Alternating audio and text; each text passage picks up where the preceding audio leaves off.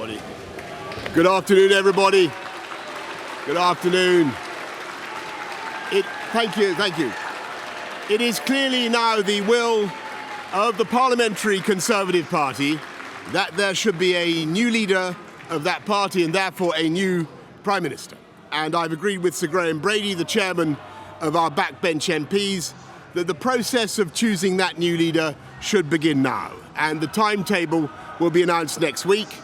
And I've today appointed a cabinet to serve, as I will, until a new leader is in place. So I want to say to the millions of people who voted for us in 2019, many of them voting Conservative for the first time, thank you for that incredible mandate, the biggest Conservative majority since 1987, the biggest share of the vote since 1979. And the reason I have fought so hard in the last few days to continue to deliver that mandate in person was not just because I wanted to do so, but because I felt it was my job, my duty, my obligation to you to continue to do what we promised in 2019. And of course, I'm immensely proud of the achievements of this government, from getting Brexit done to settling our relations with the continent for over half a century, reclaiming the power for this country to make its own laws in Parliament, getting us all through the pandemic, delivering the fastest vaccine rollout in Europe, the fastest exit from lockdown, and in the last few months, leading the West in standing up to Putin's aggression in Ukraine. And let me say now to the people of Ukraine that I know that we in the UK will continue to back your fight for freedom for as long as it takes.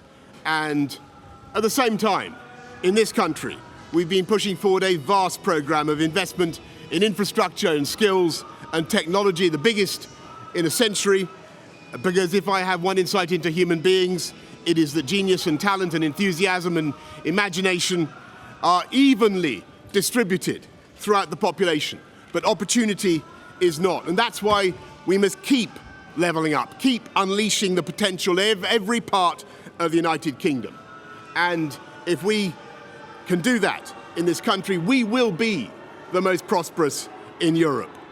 And in the last few days, I've tried to persuade my colleagues that it would be eccentric to change governments when we're delivering so much, and when we have such a vast mandate, and when we're actually only a handful of points behind in the polls, even in mid-term after quite a few months of pretty relentless sledging, and when the economic scene is so difficult domestically and internationally. And I regret not to have been successful in those arguments, and of course it's painful not to be able to see through so many ideas and projects myself. But as we've seen at Westminster, the herd instinct is powerful. When the herd moves, it moves. And my friends, in politics, no one is remotely indispensable. And our brilliant and Darwinian system will produce another leader equally committed to taking this country forward through tough times, not just helping families to get through it, but changing and improving the way we do things, cutting burdens on businesses and families, and yes, cutting taxes, because that is the way to generate the growth and the income we need to pay for great public services. And to that new leader, I say, whoever he or she may be, I say I will give you as much support as I can. And to you, the British public, I know that there will be many people who are relieved, and perhaps quite a few who will also be disappointed. And I want you to know how sad I am to be giving up the best job in the world. But them's the breaks. I want to thank Carrie and our children and all the members of my family who have had to put up with so much for so long.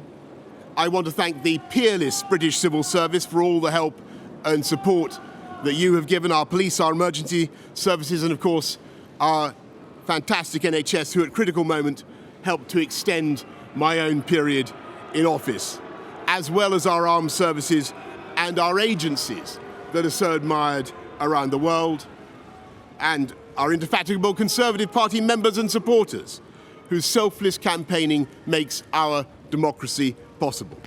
I want to thank the wonderful staff here at Chequers, here at Number 10, and of course at Chequers, and our fantastic prop force detectives, the one group, by the way, who never leak.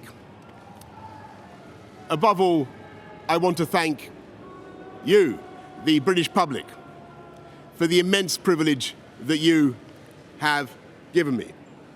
And I want you to know that from now on until the new Prime Minister is in place, your interests will be served and the government of the country will be carried on. Being Prime Minister is an education in itself. I've travelled to every part of the United Kingdom, and in addition to the beauty of our natural world, I've found so many people possessed of such boundless British originality and so willing to tackle old problems in new ways that I know that even if things can sometimes seem dark now, our future together is golden. Thank you all very much.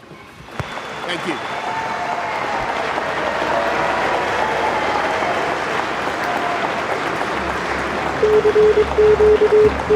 you.